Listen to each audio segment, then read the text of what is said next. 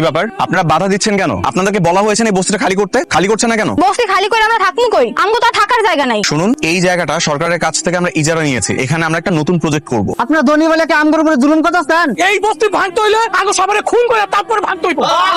Please আমার কথা আপনি একটু বোঝার চেষ্টা করুন। আমার কাছে কিন্তু হাইকোর্টের নোটিশ আছে। যদি আপনারা আমার কথা না শুনেন, আমি কিন্তু পুলিশের কাছে কমপ্লেইন করতে বাধ্য হব। তখন আপনাদেরকে এই বস্তি থেকে কিন্তু উচ্ছেদ করা হবে। আপনারা তো কোটিপতি, আপনারা তো অনেক টাকা আছে, আপনারা চাইলেই তো এর থেকে ভালো জায়গা কিনতে পারেন। এই জায়গা সাইডা দেন। এটা সম্ভব হচ্ছে না, কারণ আমরা অলরেডি এই জমির জন্য সব রকম টাকা সরকারের কাছে জমা দিয়ে রেখেছি। এখন আমরা চাইলেও এই জায়গাটা ছাড়তে পারবো না। বরঞ্চ আপনারা খুব দ্রুত এই বস্তিটা খালি করুন, তা না হলে কিন্তু আমরা ব্যবস্থা নিব এই বস্তি পরিষ্কার করার জন্য। কি পরিষ্কার করবি?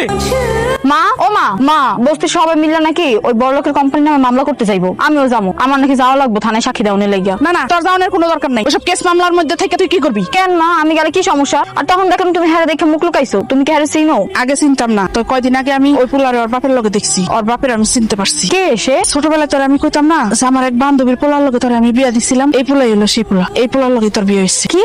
এই থামেন, কই যাচ্ছেন? অফিসের মালিকের লগে দেখা করতে যাবো।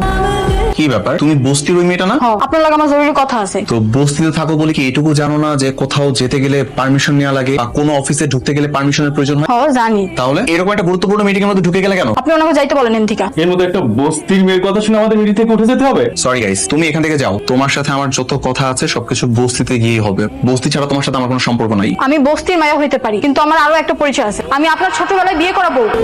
What nonsense! কোথায় দাঁড়ায় কি বলছো সেটা কি তুমি জানো? আমি সত্যি কইতাছি, ছোটবেলায় আপনার লগে আমার বিয়ে হয়েছিল। বড়লোকের ছেলে দেখলে মাথা ঠিক থাকে না বুঝি? আমি কোনো লোভে পড়ে এখানে আসিনি। তাহলে কেন আসছো?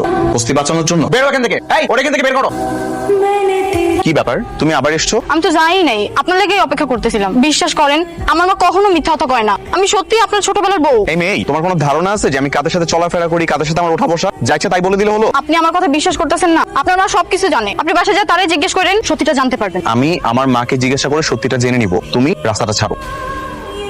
কি ব্যাপার? তুই ভাত লড়াচড়া করছিস কেন? খাচ্ছিস না কেন? আচ্ছা মা, তোমরা কি ছোটবেলায় আমাকে কখনো কারোর সাথে বিয়ে দিয়েছিলে? এটা কি ধরনের প্রশ্ন জিজ্ঞেস করছিস? হ্যাঁ, না, হয় না যে অনেক সময় ছোটবেলায় মা বাবা তাদের বন্ধু বান্ধবীর ছেলে বা মেয়ে কারোর সাথে বিয়ে ঠিক করে রাখে, কিংবা ছোটবেলায় বিয়ে করিয়ে রাখে। এমন কিছু কি তোমরা আমার সাথে করেছো? তোর ছোটবেলায় এরকম একটা মেয়ের সাথে আমরা বিয়ে দিয়েছিলাম। আমার বান্ধবী মেয়ে ছিল। মেয়েটা দেখতে খুব মিষ্টি।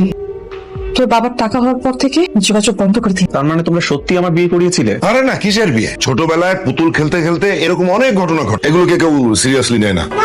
এই চুপ কর তো।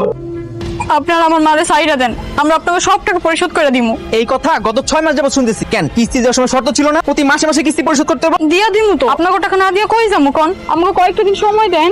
কি চাচি, টাকা দিবা নাকি তোমার মায়ের দিয়ে দিবা?